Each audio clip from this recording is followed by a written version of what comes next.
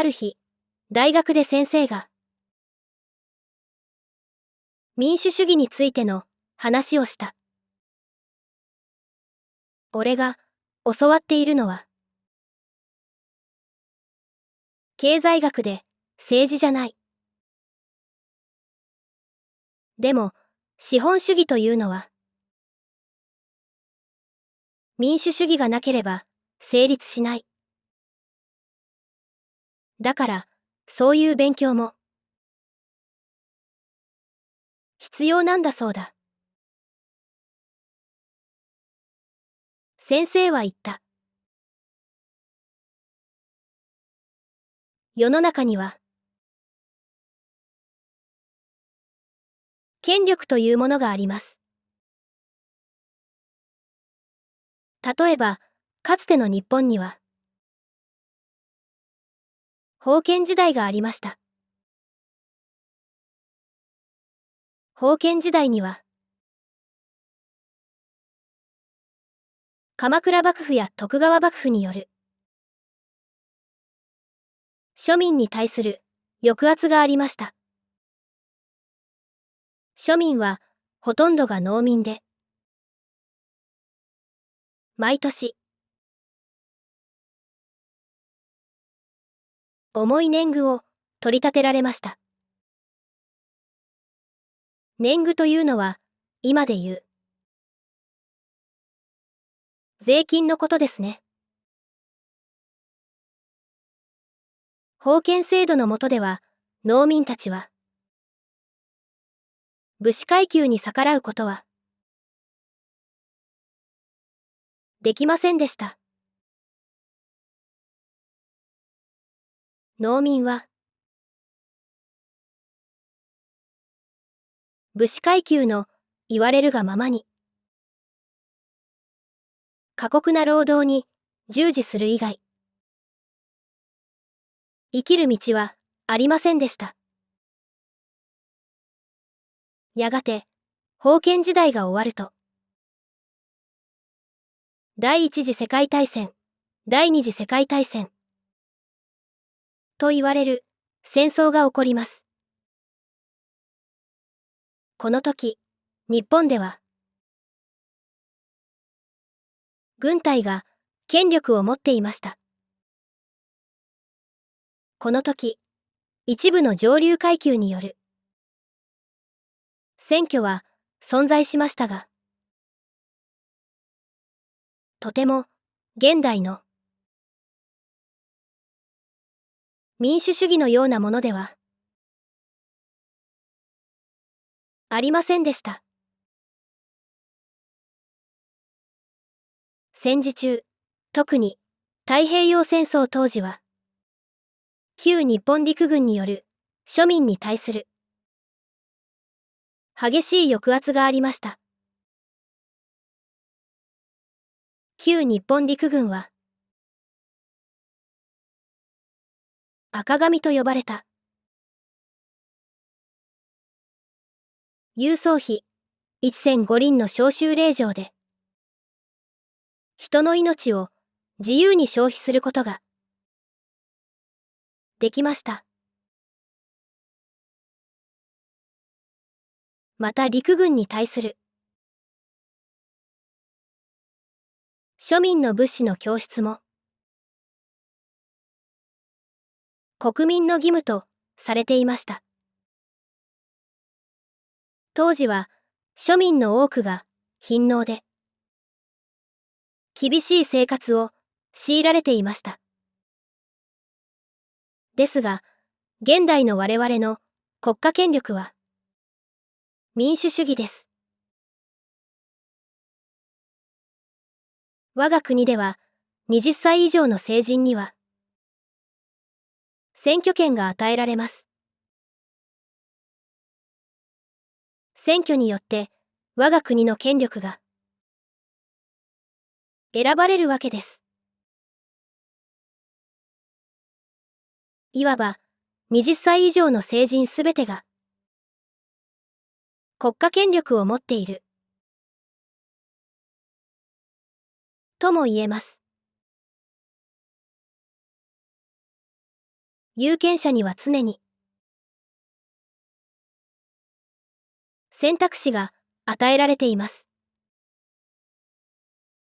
どんな政治家を選ぶべきなのかという選択肢です。そのことによって我々は考えることができます。自分の国がどんな国であったらいいのか、安全を求めるのか、豊かさを求めるのか、家族の健康、生活の安定など、我々の望みは多々あります。また社会には様々な問題もあります。幼児虐待、詐欺、過重労働、過労死、交通事故など、そのような問題を一体どうしたらいいのか、そのことを我々自身が考えることができます。そして、それはとても自由なことです。経済には自由が大きな影響を及ぼします。そこに自由があれば、経済はより大きく強くなります。例えば、日本の封建時代の末期、ヨーロッパに蒸気船と大砲が登場します。蒸気船に大砲を積んだ軍艦は、当時、世界最強の兵器でした。なぜ、アジア人ではなく、ヨーロッパ人に、そのようなものが作れたのでしょう。それは、当時のヨーロッパには、自由があったからです。当時のヨーロッパが、日本と同じように、封建時代であったことに、変わりはありません。違いは、いわゆるユーラシア大陸という、一つの大陸の上に、複数の国が存在していた、という事実です。封建制という権力の下では、人はあまり自由にはなりません。ですが当時のユーラシア大陸には、国と国の狭間がありました。その狭間で商人たちは、自由に活動することができたのです。その経済活動の中で、軍艦は作られました。一方、アジアの中国は、儒教という価値観を持つ国でした。儒教の考え方では、商人は身分の低い、卑しい職業とされてしまいます。当時の中国では、商人たちに、自由はあまりなかったと考えられます。そして日本にも同じ時期、市の右交省という身分制度があり、中国と事情が似ていました。軍艦を発明した。ヨーロッパの商人たちは、海を越え、やがて中国にやってきます。目的は貿易です。中国には資源があります。ヨーロッパの商人たちにとって中国は旨味のある貿易相手でした。しかし、そこには問題がありました。ヨーロッパの商人は経済に強く、中国は経済に弱い国です。経済に強いものと、経済に弱いものが取引をすれば、そこに搾取が起こります。この搾取は中国人を悩ませます。やがてアヘン戦争が起き、中国はズタズタにされてしまいます。この事実はとても重要なことを私たちに教えてくれます。それは自由というものは確かに経済を大きく強くします。ですが、経済というものが人々を自由にするとは限らないということです。経済活動は常に搾取という問題をはらんでいます。貧しい者はさらに貧しく、富める者はさらに豊かになる。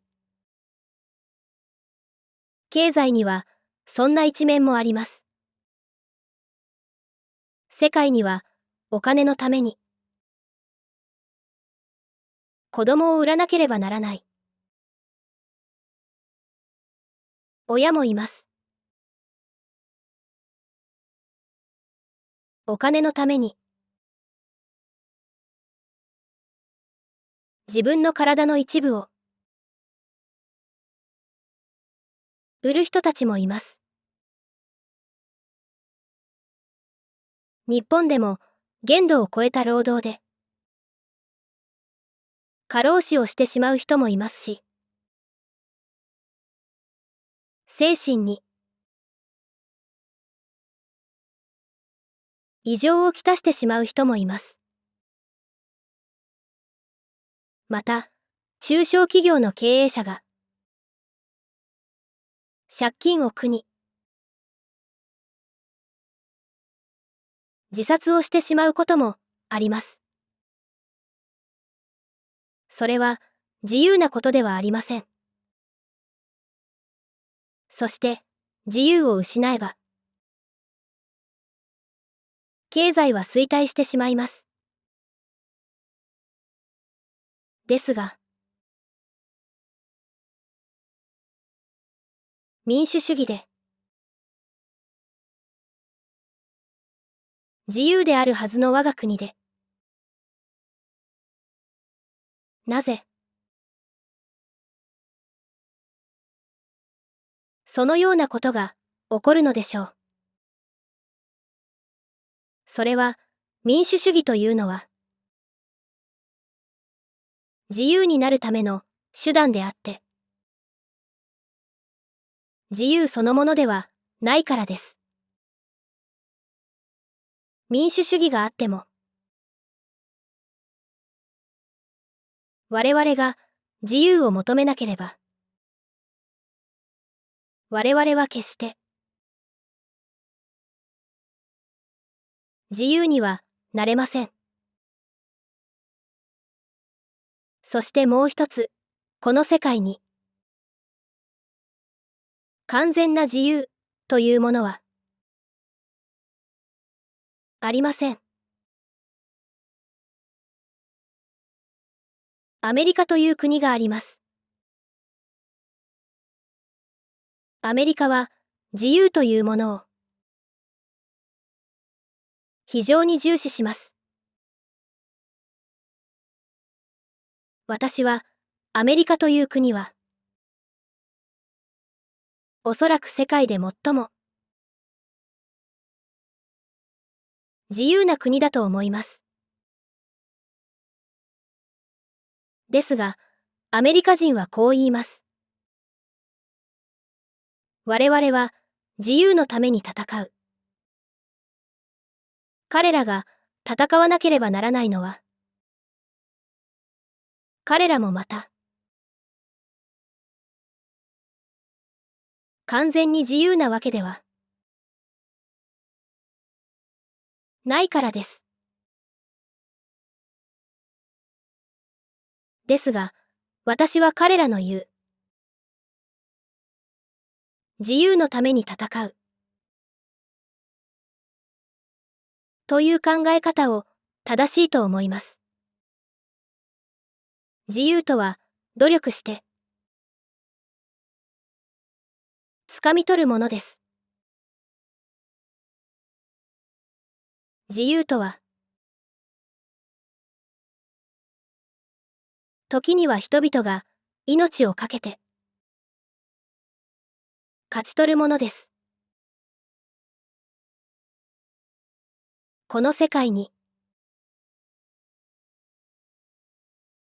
完全な自由というものはありません。より大きな自由を持つ人間とか、より大きな自由を持つ国というものがあるだけです。来月、衆議院議員の選挙が行われます。もし、あなた方が自由というものに興味があるならば、